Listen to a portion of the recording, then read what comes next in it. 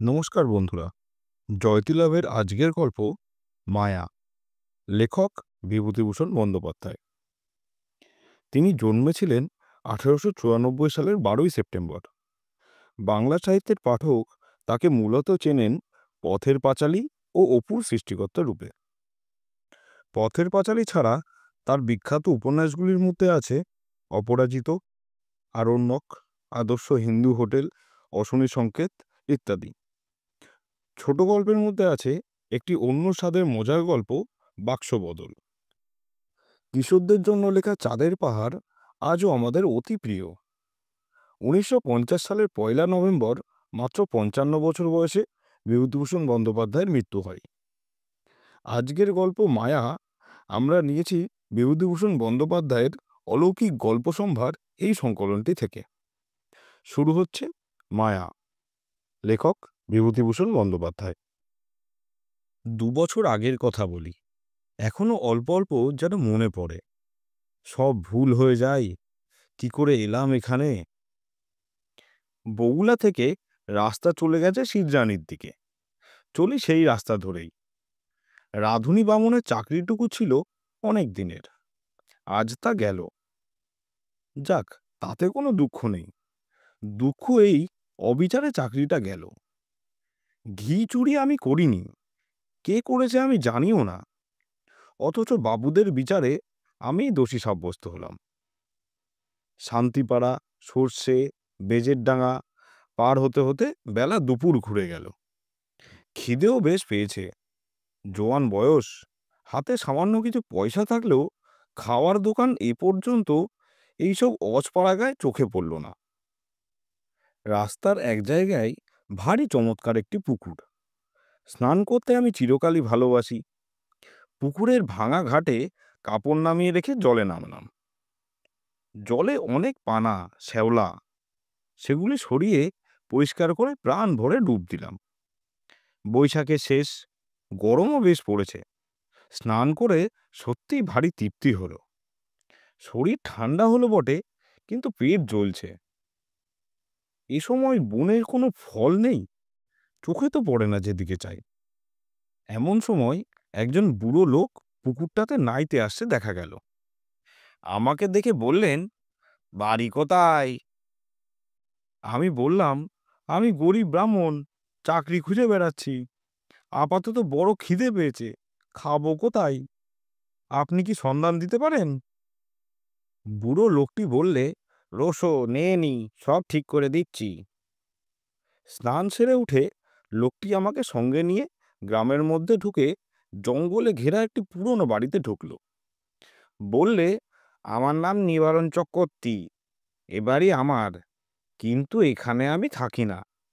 কলকাতায় আমার ছেলেরা ব্যবসা করে, শ্যামবাজারে ওদের বাসা।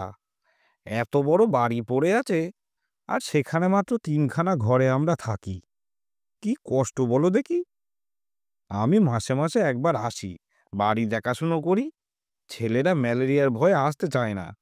মস্ত বড় বাগান আছে বাড়ির পিছনে, তাতে সব রকম ফলের গাছ আছে। 12 ভূতে খাই। তুমি এখানে থাকবে?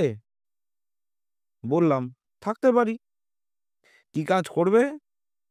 রাঁধুনির কাজ। যে কদিন এখানে আছি সে কদিন এখানে রাঁধো, দুজনে খাই। খুব ভালো। আমি রাজি হয়ে যেতে লোকটা যেন হঠাৎ ভারী খুশি হলো। আমার খাওয়া দাওয়ার ব্যবস্থা করে দিল তখনই।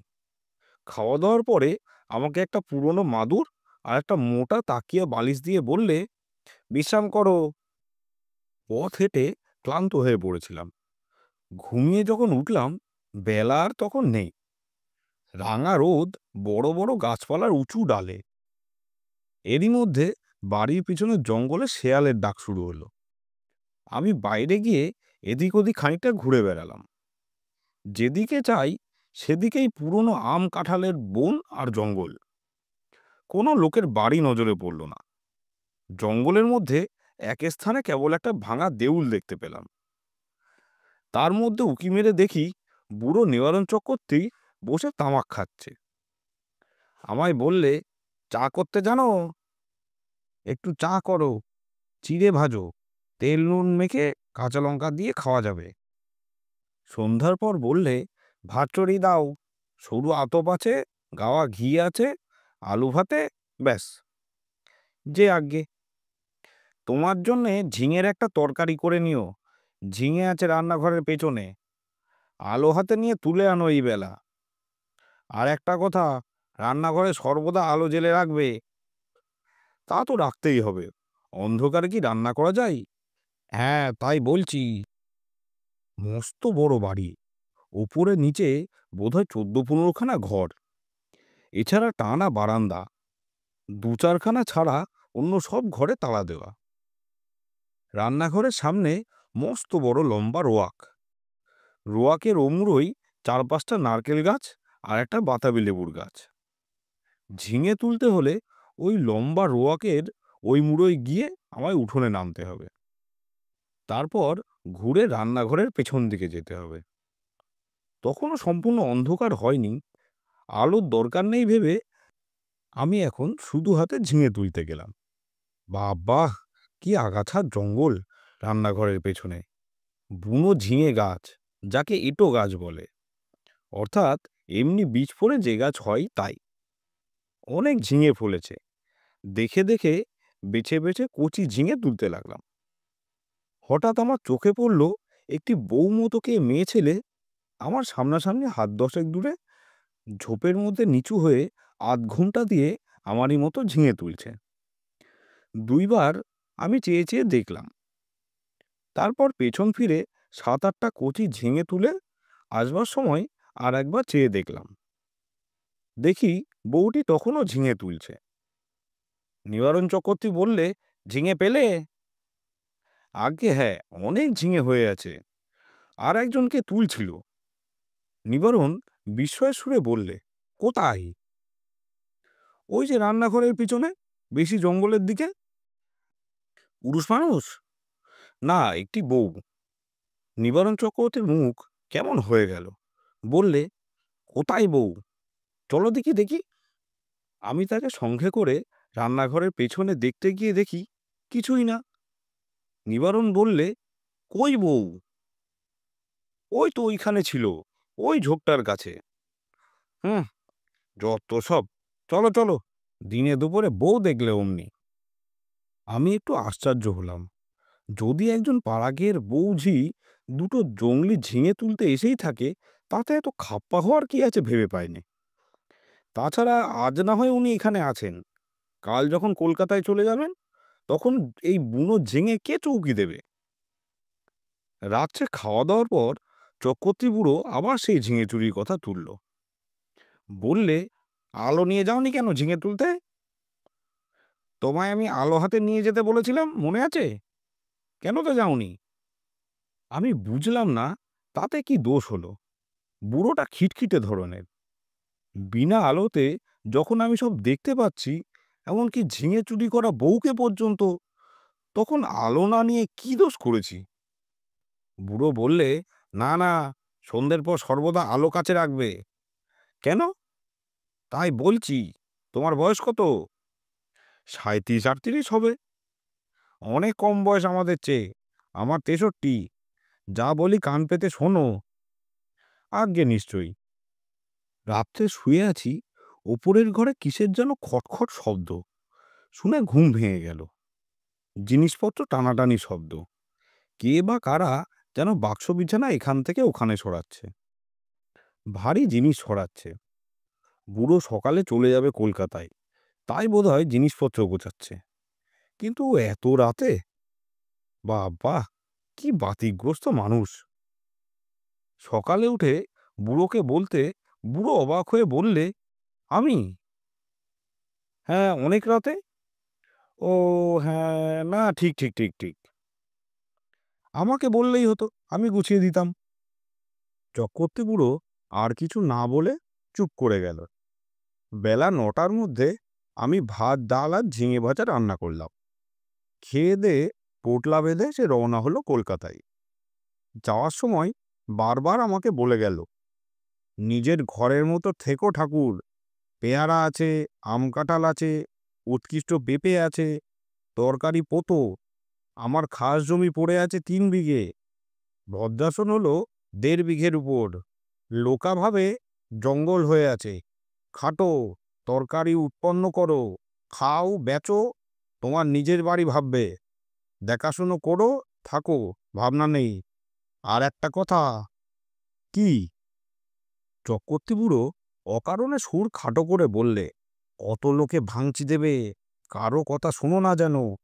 বাড়ি দেখাশোনা যেমন করবে, নিজের মতো থাকবে, কোনো কথায় কান দেবে না। গাছের ফল ফুলুরি তুমিই খাবে, দুটো ঘর খোলা রইল তোমার জন্য। বুড়ো চলে গেল, আমাকে যেন আকাশে তুলে দিয়ে গেল। আরে, এত বড় বাড়ির বড় বড় দুখানা ঘর আমার ব্যবহারের জন্য রয়েছে, তাছাড়া বারান্দা, রান্নাঘর, রোয়াক তো আছেই। বাড়ির পাতকুয়ো, জলের কষ্ট নেই। 10টা টাকা আগাম দিয়ে গেছে বুড়ো। প্রায় আধমন তাক সরু আতপ চালও আছে। গাছ ভরা আম, কাঁঠাল, এ যেন ভগবানের দান, আকাশ থেকে পড়ল হঠাৎ। বিকেলের দিকে তেল নুন কিনবো বলে মুদির দোকান খুঁজতে বেরোল। বাপ রে, কি ঘন জঙ্গল গাখানার ভেতরে! আর এদের যেখানে বাড়ি, তার ত্রিসীমানায় কি কোনো লোকালয় নেই? জঙ্গল ভেঙে ছুরিপথ ধরে 1/2 মাইল যাওয়ার পর একজন লোকের সঙ্গে দেখা হলো। সেও তেল কিনতে যাচ্ছে। আমায় দেখে বললে, বাড়ি কোথায়? এখানে আছি, নিবারণ চক্রবর্তীর বাড়ি। নিবারণ চক্রবর্তী? কেন? দেখাশুনো করি, কাল এসেছি। ও বাড়িতে থাকতে পারবে না? কেন? এই বলে দিলাম, দেখে নিও। অত লোক ও বাড়িতে এলো গেল, ওরা নিজেরাই থাকতে পারে না, তো অন্য লোক। ওর ছেলে বউরা অস্মিনকালেও এ বাড়িতে আসে না। কেন? তা কি জানি। ও বড় ভয়ানক বাড়ি, তুমি বিদেশি লোক, খুব সাবধান। আর কিছু না বলে লোকটা চলে গেল। আমি দোকান খুঁজে জিনিস কিনে বাড়ি ফিরলাম। তখন বিকেল গড়িয়ে গিয়ে সন্ধ্যা নামছে। দূর থেকে জঙ্গলের মধ্যেকার পুরনো উঁচু দোতলা বাড়িখানা দেখে আমার বুকের ভেতরটা ছ্যাঁক করে উঠল। সত্যি, বাড়িখানার চেহারা কিরকম যেন। ও যেন একটা জীবন্ত জীব, আমার মতো ক্ষুদ্র লোককে যেন গিলে ফেলবার জন্য হাত বাড়িয়ে এগিয়ে আসছে। অমন্তর ওর চেহারা কেন? ওই লোকটাই আমার মন খারাপের জন্য দায়ী। আমি যখন তেল নুন কিনতে যাই, তখন আমার মনে দিব্যি ফুর্তি ছিল। হঠাৎ এমন হওয়ার কারণ হচ্ছে ওই লোকটার ভয় দেখানো কথাবার্তা। গায়ে পড়ে অত হিত করবার দরকার কি ছিল বাপু তোমার? চক্রবর্তী বুড়ো তো বলেই দিয়েছে, কত লোক কত কথা বলবে, কারোর কথায় কান দিও না। কিছু না, গাছপালার ফল ফুলুরি গায়ের লোক চুরি করে খায় কি না? বাড়িতে একজন পাহারাদার বসলে লুটপাট করে খাওয়ার ব্যাঘাত হয়, সেই জন্যই ভয় দেখানো। যেমন ওই বউটি কাল সন্ধ্যেবেলা জিয়ে চুরি করছিল। অনেক দিন এমন আরামে থাকিনি। বিনা খাটুনিতে পয়সা রোজগারের এমন সুযোগ জীবনে কখনো ঘটেনি। নিজের জন্য শুধু দুটো রান্না, মিটে গেল কাজ। সকাল সকাল রান্না সেরে নিয়ে নিচের বড় রোয়াকে বসে আপন মনে গান গাইতে লাগলাম। এত বড় বাড়ির আমিই মালিক, কারোর কিছু বলবার নেই আমাকে, যা খুশি করব। হঠাৎ ভয়ানক আশ্চর্য হয়ে গেলাম। দোতলার নালির মুখ দিয়ে জল পড়তে লাগলো, যেমন উপরের বারান্দায় কেউ হাত পা ধুলে পড়ে। বেশ মোটা ধারে জল পড়তে লাগলো। তখন আমি উঠে রকের ধারে দাঁড়িয়ে দোতলার বারান্দার দিকে চেয়ে দেখলাম। তখনও জল পড়ছে সমানে, মোটা ধারায়। উপরে সিঁড়ির দরজায় তালা দেওয়া, চাবি চক্রবর্তী মশাই নিয়ে গিয়েছেন, সুতরাং দোতলায় যাওয়ার কোনো উপায় আমার নেই। এ জল কোথা থেকে পড়ছে? মিনিট 10 পড়ার পর জলের ধারা বন্ধ হয়ে গেল। আমার মনে হলো চক্রবর্তী মশাই বোধহয় কোনো কলসি বা ঘড়ায় জল রেখে গিয়েছিল উপরের বারান্দাতে। সেই কলসি কিভাবে উল্টে পড়ে গিয়ে থাকবে? নিশ্চয়ই তাই, তাছাড়া জল আসবে কোথা থেকে? একটু পরে গিয়ে শুয়ে পড়লাম। আলো নিভিয়ে শুয়ে পড়ার সঙ্গে সঙ্গে আমার চোখে ঘুম জড়িয়ে এলো। অনেক রাত্রে একবার ঘুম ভেঙে গেল। জানলা দিয়ে সুন্দর জ্যোৎস্না এসে পড়েছে বিছানায়। কি একটা ফুলের গন্ধও আসছে, বেশ সুবাস ফুলের। কি ফুল? ঘুমের ঘোরেই ভাবছি, কিন্তু সুগন্ধওয়ালা কোনো ফুল তো বাড়ির কাছাকাছি দেখিনি। তড়াক করে লাফিয়ে উঠলাম। ও কি! জানলার সামনে দিয়ে একটা বউ চলে গেল রোয়াক বেয়ে। হ্যাঁ, স্পষ্ট দেখেছি, ভুল হওয়ার নয়। আমি তখনই উঠে দরজা খুলে রোয়াকে গিয়ে দাঁড়ালাম। রোয়াকে গিয়ে দাঁড়াতে দুটো জিনিস আমার কাছে স্পষ্ট হলো। প্রথম, সেই ফুলের সুবাসটা অনেকখানি কম। ওই বউটি যেন এই সুবাস ছড়িয়ে গেল এতক্ষণ। না, এ কোনো ফুলের সুবাস নয়। কিসের সুবাস তা আমার মাথায় আসছে না। কেমন যেন লাগছে, একরকম নেশার মতো। কেন আমি বাইরে এসেছি? কি একটি বউ রোয়াক বেয়ে খানিক আগে চলে গিয়েছিল, সেই ছড়িয়ে গিয়েছে এই তীব্র সুবাস। কিন্তু কোনো দিকে তো নেই সে। গেল কোথায়? সে রাতে এই পর্যন্তই। কিছুক্ষণ পরে ঘরে এসে শুয়ে ঘুমিয়ে পড়লাম। সকালে উঠে মনে হলো সব স্বপ্ন। মনটা বেশ হালকা হয়ে গেল। কাজকর্মে ভালো করে মন দিলাম। বন জঙ্গল কেটে কিভাবে তরিতরকারি আবাদ করব, সেই আলোচনা করতে লাগলাম মনের মধ্যে। একটা অসুবিধা এখানে থাকবার, বড় নির্জনে থাকতে হয়। কাছাকাছি যদি একঘর লোকও থাকতো তবে এত কষ্ট হতো না। কথা বলবার একটা লোকও নেই, এই হলো মহা কষ্ট। সেদিন দুপুরে এক ঘটনা ঘটল। ভাত নামিয়ে হাঁড়ি রাখতে যাচ্ছি, এমন সময় দোতলার বারান্দাতে অনেক লোক যেন একসঙ্গে হেসে উঠল। সে কি ভীষণ অট্টহাসি! আমার গা যেন দোল দিয়ে উঠল সেই হাসি শুনে। খিলখিল করে হাসি নয়, খলখল করে হাসি। আকাশ বাতাস থমথমিয়ে উঠল সে হাসির শব্দে। ভাত ফেলে রেখে দৌড়ে গেলাম। রোয়াকে গিয়ে উপরের দিকে দেখি কিছুই না। দরজা যেমন বন্ধ, উপরের ঘরে সারবন্দি জানলাও তেমনই বন্ধ। হাসির লহর তখন থেমে নিশ্চুপ হয়ে গেছে। ব্যাপার কি? কোনো বদমাইশ লোকের দল উপরে আড্ডা বেঁধেছে? উপরে সিঁড়ির মুখে গিয়ে দেখি দরজাতে তেমনই কুলুপ ঝুলছে। আমার ভয় হয়নি, কেননা দিনমান, চারিদিকে সূর্যের আলো। এই সময়ে মনের মধ্যে কোনো ভূতের সংস্কার থাকে না। এই হাসি যদি আমি রাত্রে শুনতাম তবে বোধহয় ভয়ে অজ্ঞান হয়ে যেতাম। চাবি দিয়ে দাঁত খুলতে হতো। রান্নাঘরে ফিরে এসে ভাতের ফ্যান গেলে ঝিঙের তরকারি চাপিয়ে দিলাম। প্রচুর ঝিঙে জঙ্গলে ফলেছে, যত ইচ্ছা তুলে নিয়ে যাও। আমারই বাড়ি, আমারই ঝিঙে লতা। মালিক হওয়ার যে একটা মাদকতা আছে তা কাল থেকেই বুঝেছি। আমার মতো গরিব মানুষের জীবনে এ জিনিস এই প্রথম। কান পেতে রইলাম ওপরের ঘরের কোনো শব্দ আসে কিনা শুনতে। ছুঁচ পড়বারও শব্দ পেলাম না।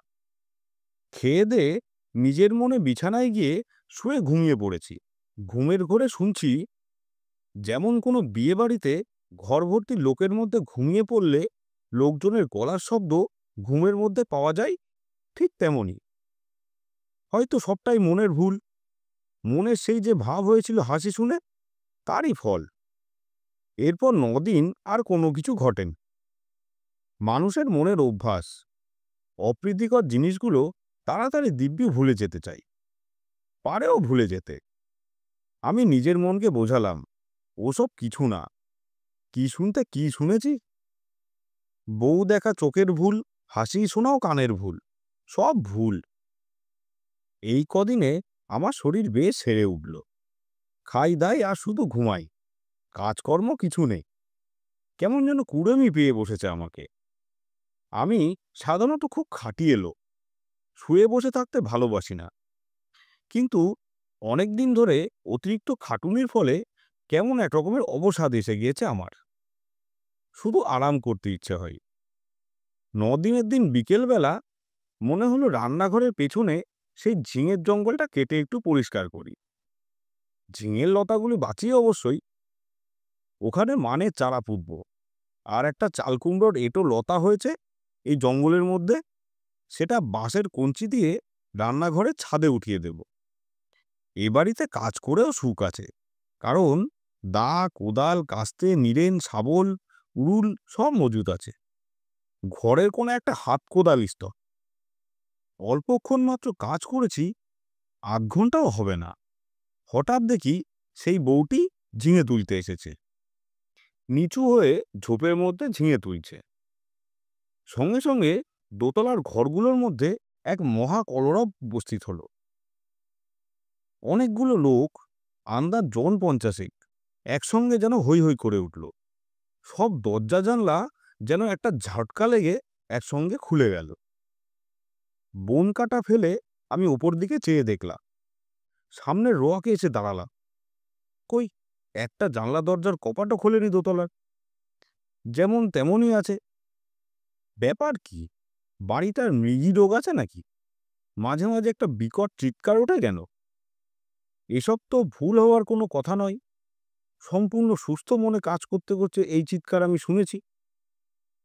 এখন আবার চারিদিক নিস্তব্ধ, কোনো দিকে কোনো শব্দ নেই। সেই বউটি আবার ঝিঙে তুলতে এসেছে এই গোলমালের মধ্যে। দৌড়ে গেলাম রান্নাঘরের পেছনে, সেখানেও কেউ নেই। সেদিন রাত্রের একটা ঘটনা ঘটল, ভারী মজার ব্যাপার বটে। খেয়ে দেয়ে সবে শুয়েছি, সামান্য তন্দ্রা এসেছে। এমন সময় কিসের শব্দে তন্দ্রা ছুটে গেল। চেয়ে দেখি আমার বিছানার চারপাশে অনেক লোক জড়ো হয়েছে। তাদের সবারই মাথায় লাল পাগড়ি, হাতে ছোট ছোট লাঠি। কিন্তু আশ্চর্যের বিষয়, সকলের মুখ দেখতে একই রকম। একই লোক, যেন 50টি হয়েছে। এরকমই মনে হয় প্রথমটা। বহু আরশিতে যেন একটা মুখ দেখছি। কে যেন বলে উঠল, আমাদের মধ্যে আজ কে যেন এসেছে। একজন তার উত্তর দিলে, এখানে একজন পৃথিবীর লোকের বাড়ি আছে, অনেক দিন থেকে। আমি দেখিনি বাড়িটা, তবে শুনেছি। যারা দেখতে জানে তারা বলে সেই বাড়ির মধ্যে একটা লোক রয়েছে। সব মিথ্যে, ওটাই বাড়ি, আমরা কেউ দেখিনি। তবে এসো, আমরা নাচ আরম্ভ করি। বাপ রে বাপ, সে কি কাণ্ড! অতগুলো লোক একসঙ্গে ঢোল বাজিয়ে এক তাণ্ডব নৃত্য শুরু করে দিল। আমার দেহের মধ্যে দিয়ে কতবার যে এলো গেল, তার সঙ্গে সঙ্গে বিকট চিৎকার আর হল্লা। আমার বিছানায় বা আমার অন্য কোনো অংশে তারা স্পর্শও করল না। আমি যে এখানে আছি তাও যেন তারা জানে না। আমার অস্তিত্ব সম্বন্ধে তারা আদৌ সচেতন নয়। ওদের হুঙ্কার আর ভৈরব নৃত্যে আমি জ্ঞানশূন্য হয়ে গেলাম। যখন জ্ঞান হলো, তখন শেষ রাতে জ্যোৎস্না খোলা জানলা দিয়ে এসে পড়েছে বিছানায়। সেই ফুলের অতি মৃদু সুবাস ঘরের ঠান্ডা বাতাসে। আমি আধো অচেতনভাবে জানলার বাইরে জ্যোৎস্না মাখা গাছপালার দিকে তাকিয়ে রইলাম। অতক্ষণ পরে জানি না, ভোর হয়ে গেল। বিছানা ছেড়ে উঠে দেখি ঘুমের কোনো ব্যাঘাত হয়নি। সুনিদ্রা হলে শরীর যেমন ঝরঝরে আর সুস্থ হয়, তেমনই বোধ করছি। তবে সে ভূতের নাচ কে দেখেছিল? সে নাচ কি তবে ভুল? খেয়ে দেয়ে পরম আরামে শুয়ে ঘুমিয়ে পড়ে স্বপ্ন দেখেছি? তাই যদি হয়, তবে এই শেষ রাতের ঠান্ডা বাতাসে ফুলের সুবাস পেয়েছি, তা কোথা থেকে এলো? সেই বউটি যখন চলাফেরা করে, তখনই অমন সুবাস ছড়ায় বাতাসে। সুবাসটা ভুল হতে পারে না। এখনো সে গন্ধ আমার নাকে লেগে রয়েছে। কোনো অজানা বনফুলের সুবাস হয়তো। তাই হবে। তেল কিনতে গিয়েছি দোকানে। দোকানি বললে, কিরকম আছো? বলি, কিছু দেখেছো নাকি? না। শুনেছ কিছু? না। খুব বেঁচে গিয়েছো তুমি। তোমার আগে যারা ওখানে থাকতো, তারা সবাই একটি বউকে দেখতো ওখানে প্রায়ই। এমন হতো শেষে ও বাড়ি ছেড়ে তারা আর নড়তে চাইতো না। তারপর রোগা হয়ে দিন দিন শুকিয়ে শেষ পর্যন্ত মারা পড়ত। দুটি লোকের এইরকমই হয়েছে এ পর্যন্ত। বাড়িতে ভূতের আড্ডা। ভূতে লোকে পাগল করে দেয়। তাদের কাণ্ডজ্ঞান থাকে না, না খেয়ে না দেয়ে ওখানেই পড়ে থাকে। ছেড়ে যেতে চাই না। তুমি দেখছি ভূতের মন্তর জানো। আমরা তো ও বাড়ির ত্রিসীমানায় যাইনি। মাথা খারাপ করে দেয় সাধারণ মানুষের। তেল নিয়ে চলে এলাম। ভাবতে ভাবতে এলাম, মাথা খারাপ হওয়ার সূত্রপাত আমারও হলো নাকি? বাড়ির ত্রিসীমানায় পা দিতে না দিতেই আমারও মনে হলো, না, সব ভুল, বরং সুখে আছি। এ ছেড়ে কোথায় যাব? বেশ আছি, খাসা আছি, তোফা আছি। সেই থেকে আজ ২ বছর পড়ে আছি এ বাড়িতে। চক্রবর্তী মশাই মাইনে টাইনে কিছুই দেয় না, তাতে আমারও কিছু যায় আসে না। বাড়ি দেখাশুনো করি, বেগুন কলা বেচি, দিন রাত ওদের নিত্য দেখি, ওদের মধ্যেই বাস করি। এক পাও যায়নি বাড়ি ছেড়ে। আপনারা শুনলেন বিভূতিভূষণ বন্দ্যোপাধ্যায়ের মায়া। প্রধান চরিত্রে গল্পের কথক নিবারণ চক্রবর্তী, দোকানি এবং ভূতেরা।